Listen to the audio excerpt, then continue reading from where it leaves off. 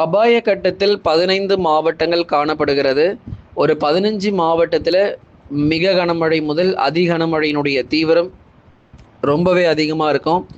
எந்தெந்த 15 மாவட்டங்கள் மிக மோசமான ஒரு வானிலை சந்திக்கும், மிக கனமழை அதி கனமழைக்கான வாய்ப்பெல்லாம் இருக்கா அப்படின்னு நிறைய பேர் கேட்குறீங்க. கண்டிப்பாக இருக்குங்க. ரெட் அலர்ட் கொடுக்கலாமா அப்படின்னு சில பேர் கேட்டிருக்கீங்க. தற்போது நிலவரப்படி 15 முதல் 20 சென்டிமீட்டர் மழை வரை தமிழகத்தில் பதிவாக வாய்ப்புகள் இருக்குது. மிக கனமழையினுடைய ஒரு உச்சகட்டத்தில் தான் பல மாவட்டங்கள் இருக்க போகுது. அது எந்தெந்த மாவட்டங்கள் அப்படிங்கிறத கண்டிப்பாக நம்ம சொல்கிறோம். ஆகஸ்ட் 7 வர்றதுக்குள்ள எல்லா மாவட்டங்களிலும் மழை தீவிரமாகி மிக தீவிரமாக பதிவாகி இருக்கும். எல்லா பகுதிகளிலும் குறைஞ்சது ஒரு 8 சென்டிமீட்டராவது நிறைய மாவட்டங்களில் நம்ம எதிர்பார்க்குறோம். சும்மா இந்த 1 சென்டிமீட்டர் 2 சென்டிமீட்டர் 15 நிமிஷம் மழை பொழிவு, அரை மணி நேரம் மழை பொழிவு இதெல்லாம் கொஞ்சம் ஓரம் வைங்க. ஏன்னா இப்படிப்பட்ட மழை பொழிவு இனி வர வாய்ப்பு இருக்காது. இனிமேல் வரக்கூடிய மழையெல்லாம் மிக கனமழை, அதி கனமழை மற்றும் நாள் முழுவதும் கனமழையாக பதிவாக போகுது. விடிய விடிய கனமழை வரப்போகுது. தமிழ்நாட்டில் விடிய விடிய கனமழை, நாள் முழுவதும் கனமழைலாம் நிறைய மாவட்டங்களில் பெய்ய போகுது. ஓயாத கனமழையாக நம்ம பார்க்க போகிறோம். தமிழகத்தில் பெரும்பாலான மாவட்டங்களில் கன முதல் மிக கனமழையுடைய தீவிரம் கண்டிப்பாக அதிகரிக்கும். நீங்கள் அதுக்கு முன்னாடி முதல்ல சப்ஸ்கிரைப் பண்ணணும். மழை வந்ததுக்கு அப்புறம் எப்பங்க சொன்னீங்க, மழை இவ்வளோ மழை வந்துகிட்டு இருக்கு, நீங்கள் எப்பங்க சொன்னீங்கன்னு சொல்லக்கூடாது. முன்னாடியே சொல்லிட்டோம். எல்லா தகவலையும் ரொம்ப நாளாக சொல்லிக்கிட்டு இருக்கோம். தேதிகள் முதற்கொண்டு அறிவிப்புகளில் கொடுத்துக்கிட்டு இருக்கோம். கண்டிப்பாக நம்ம மழை எதிர்பார்க்கலாம். சொல்லக்கூடிய தேதிகள் தயாராகிக்கோங்க. எப்போ சொன்னோன்னு அதுக்கப்புறம் கேட்காதீங்க. பல நாளாக இந்த தேதி நம்ம சொல்லிகிட்டு இருக்கோம். ஆகஸ்ட்டில் இந்த தேதியில் இவ்வளவு மழை வரப்போகுதுங்கிறத பல நாளாக சொல்லிக்கிட்டு இருக்கோம். ஆகவே முதற்கட்டமாக எந்தெந்த மாவட்டங்கள் அப்படிங்கிறத பார்க்கலாம். தமிழகத்தில் பெரும்பாலான பகுதிகளில் கனமழையினுடைய தீவிரம் பொறுத்தவரை அதிகமாக இருக்கும். ஒரு சில இடங்களில் மிக கனமழையினுடைய தீவிரமும் கண்டிப்பாக பதிவாகும்.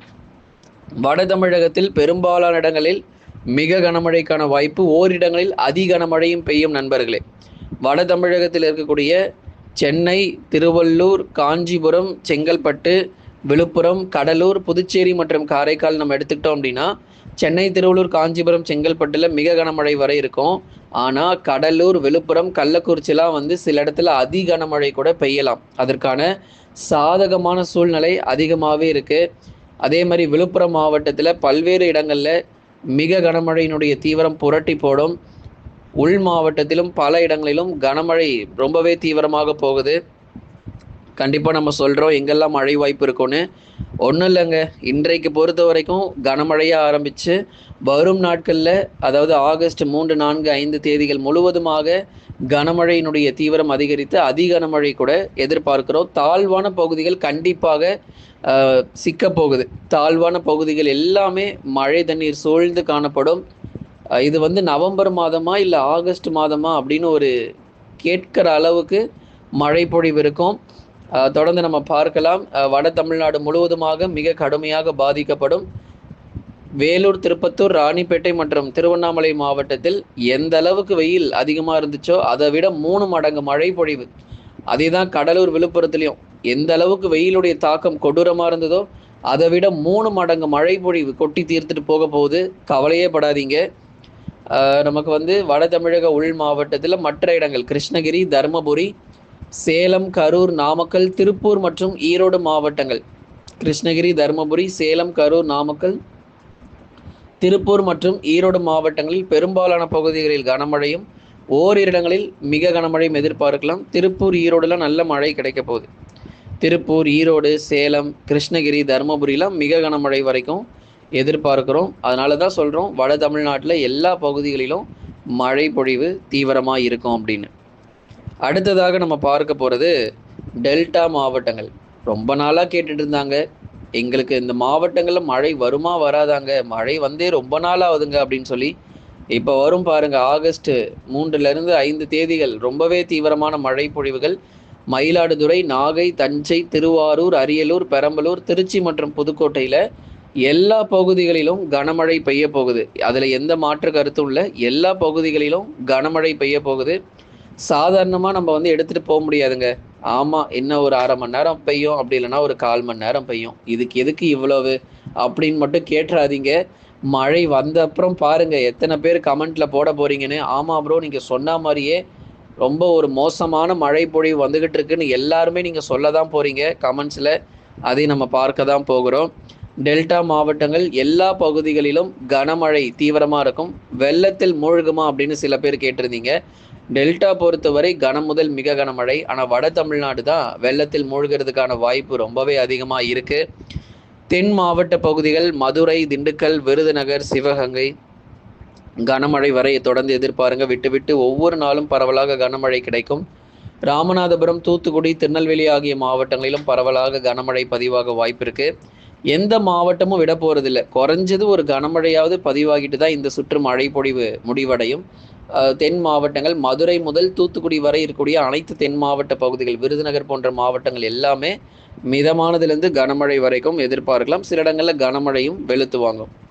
மேற்கு தொடர்ச்சி மலையொட்டிய மாவட்டங்களில் விட்டு விட்டு பரவலாக மழை இருக்கும். அதாவது 24 மணி நேரமும் கனமழை கொட்டி தீர்க்காம சில நேரங்களில் மிதமானதிலிருந்து கனமழை, சில நேரங்களில் கனமழைன்னு சொல்லி மலைப்பகுதிகள், மேற்கு தொடர்ச்சி மலையொட்டிய மாவட்டத்தில் இருக்கக்கூடிய மலைப்பகுதிகளில் பரவலாக கனமழை வந்து நம்ம எதிர்பார்க்கிறோம் மேற்கு தொடர்ச்சியில்.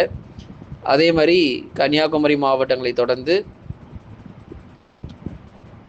தேனி, தென்காசி, நீலகிரி, கோயம்புத்தூர் ஆகிய மாவட்டங்களிலும் பெரும்பாலான பகுதிகளில் கனமழை வாய்ப்புகள் அதிகரிக்கக்கூடும் நண்பர்களே. ஆகவே தென்மேற்கு பருவமழை பொறுத்த வரைக்கும் இனிமே தான் நமக்கு ரொம்ப தீவிரமாக இருக்கும்.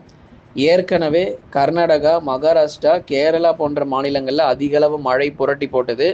இப்போ அங்கே கொஞ்சம் மழை குறைஞ்சிரும், தமிழ்நாட்டில் மழை வாய்ப்பு அதிகரிச்சிடும்.